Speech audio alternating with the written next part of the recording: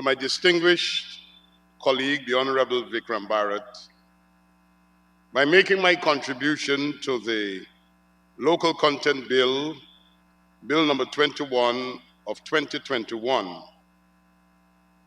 And Mr. Speaker, I would like to begin my contribution for the benefit of all those who are listening. This bill is designed to provide for the implementation of local content obligations on persons engaged in the petroleum operations or related activities in the petroleum sector. It is intended to prioritize Guyanese nationals and Guyanese companies in the procurement of goods and services for the enhancement of the value chain of the petroleum sector.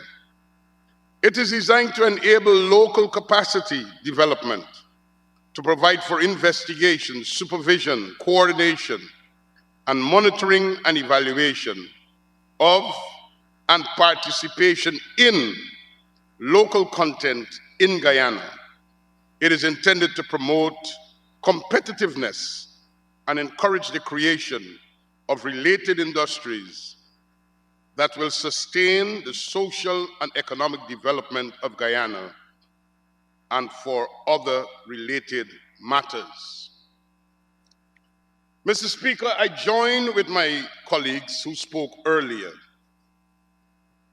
to endorse that this piece of legislation that we are debating today is a piece of legislation that makes some very bold statements.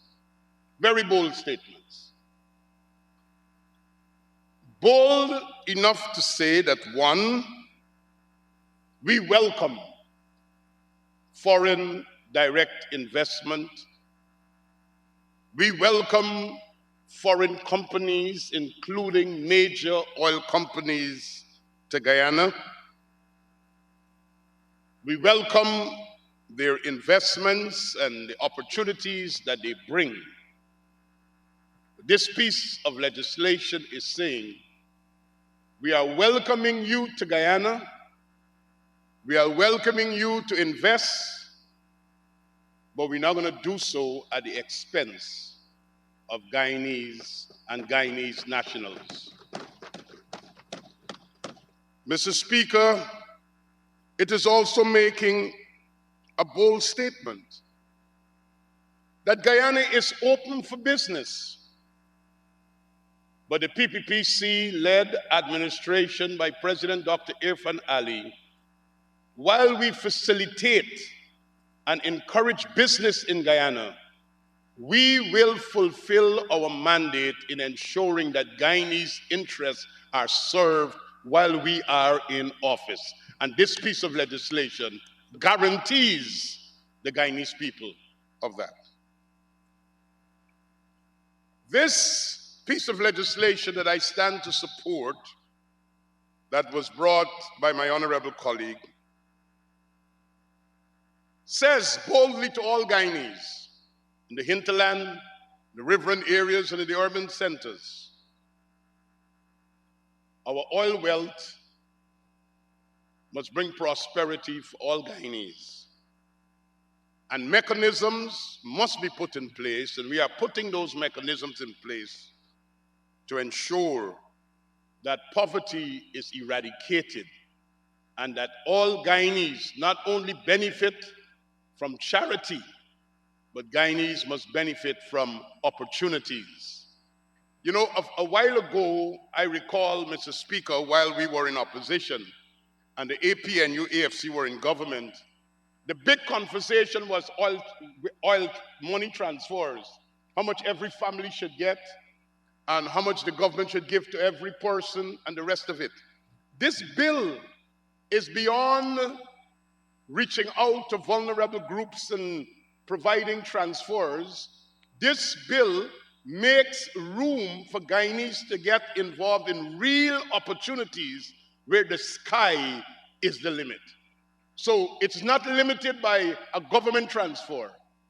entrepreneurs, Guyanese businesses, Guyanese companies, Guyanese who are interested in joining the cadre of people for national development must be able to receive opportunities for the development of Guyana. We are facilitating development, not exploitation. So, Mr. Speaker, as I make my contribution here today, I want to assure the Guyanese,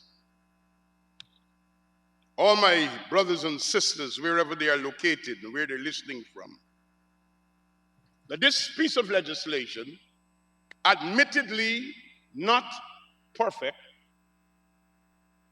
but it is our first and best attempt at this time to provide a framework and safeguards to ensure that what I have just outlined becomes a reality for Guyanese.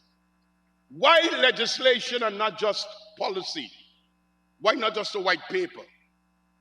This bill highlights what ought to happen, how it should happen, and what are the consequences if it don't happen. And that is what is important. This is not just talk, but this bill carries with it the real teeth of enforcement.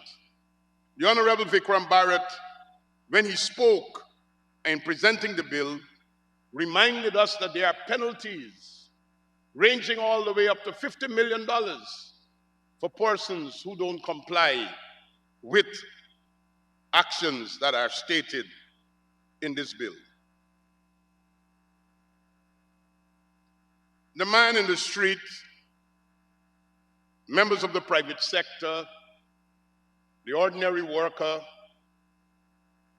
the young man who is graduating soon from university, those who are sharpening their entrepreneurial skills would ask the question, what is in it for me?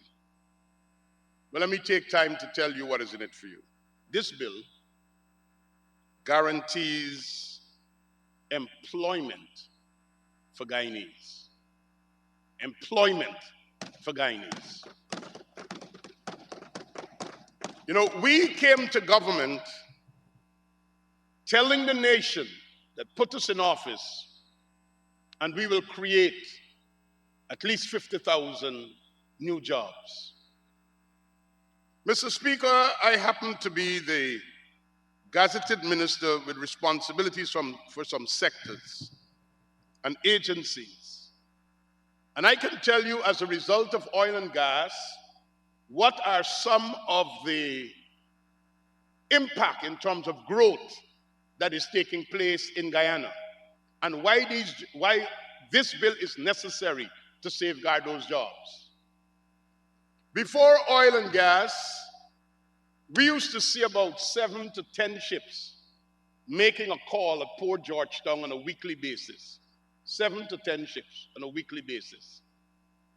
Today, we are making an average of 52 ships making calls at Port Guyana.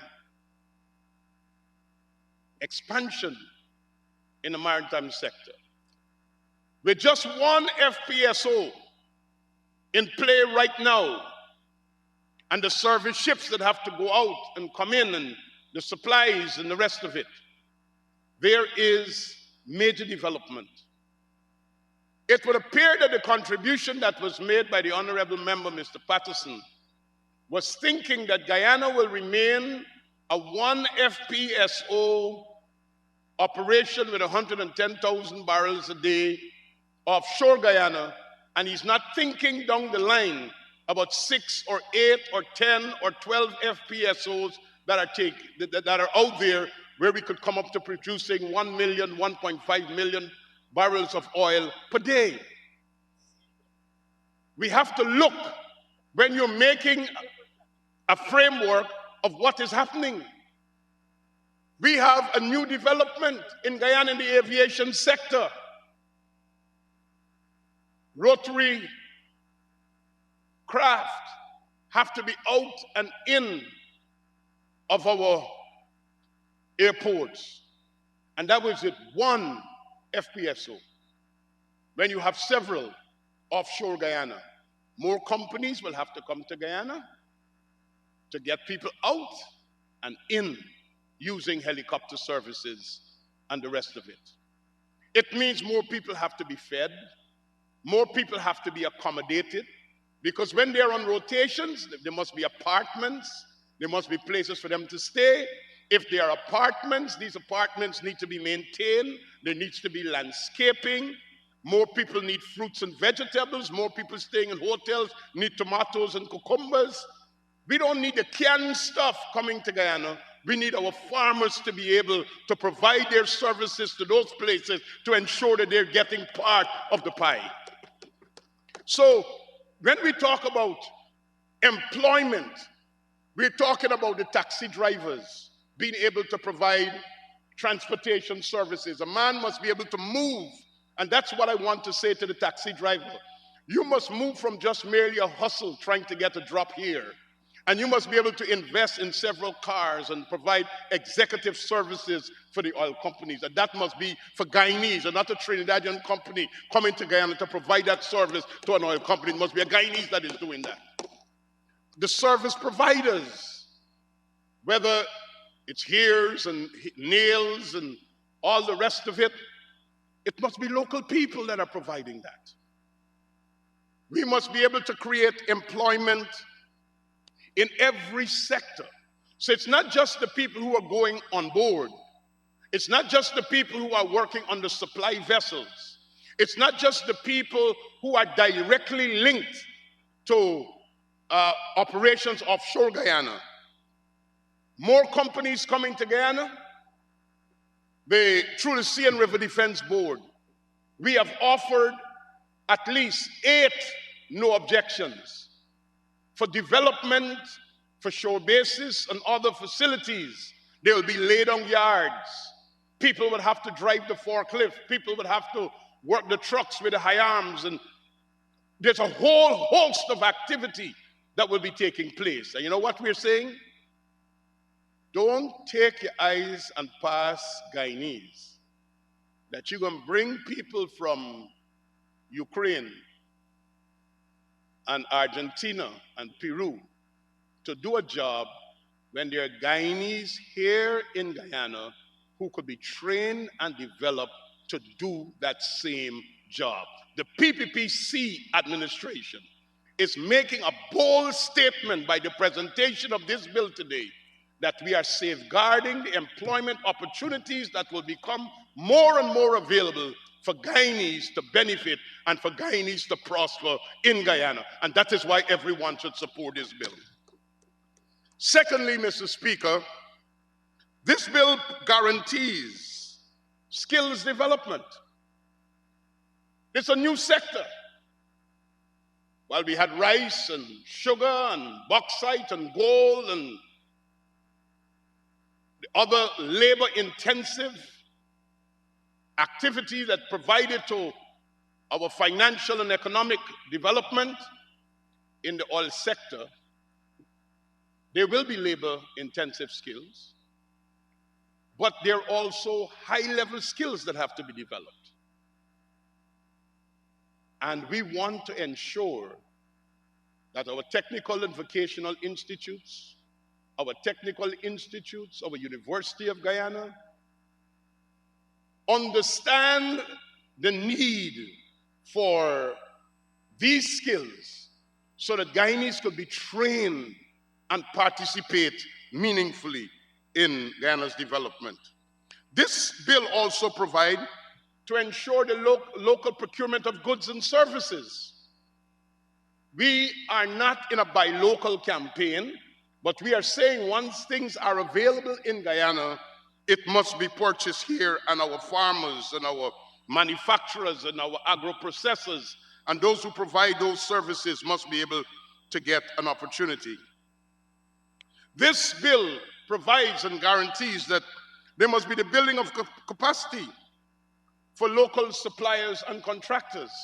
I heard Mr. Patterson a little earlier talking about small contractors, and there is nothing about facilitating those who just merely have a business registration and a business name. Well, this environment that we are going into and where Guyana is going, you start there. But we must see several people coming together and forming conglomerates. We must see small businesses merging. While you compete, you complement and build capacity so that you'll be able to compete. And that's the fifth thing I want to emphasize that this bill will promote, and that it will enhance competitiveness. And whenever there is competition, two things you control. One, price, and second, quality. And Guyana will become a provider of high quality goods and services because we have to compete, and we will ensure that the tide rises in Guyana where quality is concerned. Quality in construction, quality in services, quality in the delivery. We must be able to see that happening. So I support this bill because of these reasons. Mr. Speaker, just allow me a few moments to conclude my presentation by rebutting something that Mr. Patterson said. Mr. Patterson said that this bill will see discrimination against Guyanese. The government will discriminate against Guyanese. It's either you don't comprehend or you don't read. This is regulating the private companies. The government will not be doing the hiring. We will have a secretariat where there will be a register, where there will be monitoring and evaluation. It is the private companies that will have to hire, and we will check to ensure that they are in compliance. But he went on to say further, Mr. Speaker, that we will see family and friends getting all the work.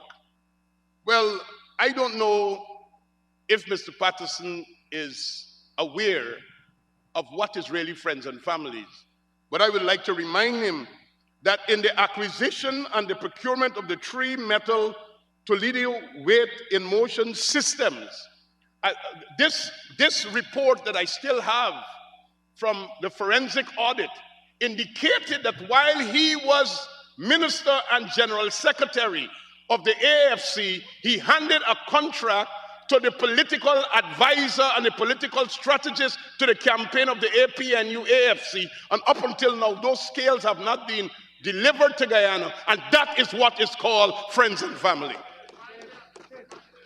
I have the report here with me. So we must be careful when we say things like this. While I'm happy that Mr. Patterson, the honorable member, said that the opposition is supporting the bill, it would appear that his remarks are against people in the diaspora.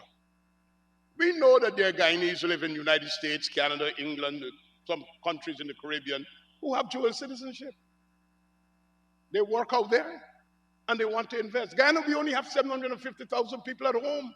Sooner or later, we will have to start coming to this National Assembly with a policy about immigration to facilitate labor in Guyana. And Guyanese must be able to be the first beneficiaries, whether they are at home or they are abroad. So the message to the diaspora: you are welcome home to participate in Guyana's development and Guyana's oil wealth. We say to all our colleagues in the diaspora, come home and participate.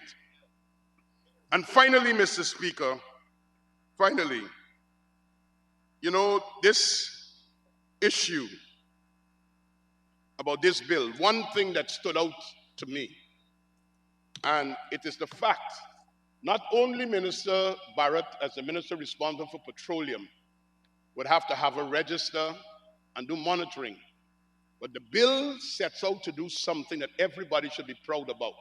The Secretariat has a responsibility to mount public education and awareness campaigns. And that is important, because that must be able to tell the single mother, that must be able to tell the people in the riverine communities in the hinterland how they could get registered, how they could participate, and how they could meaningfully benefit from this local content legislation.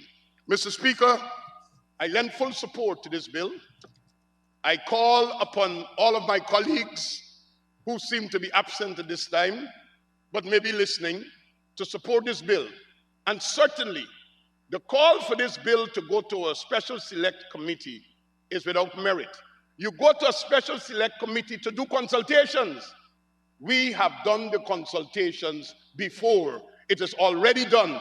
We know what are the grievances, we know what are the issues, we know what are the recommendations, and this piece of legislation represents the wishes in majority of the people of Guyana. And I ask that it be passed today and supported by all in this House. Thank you very much.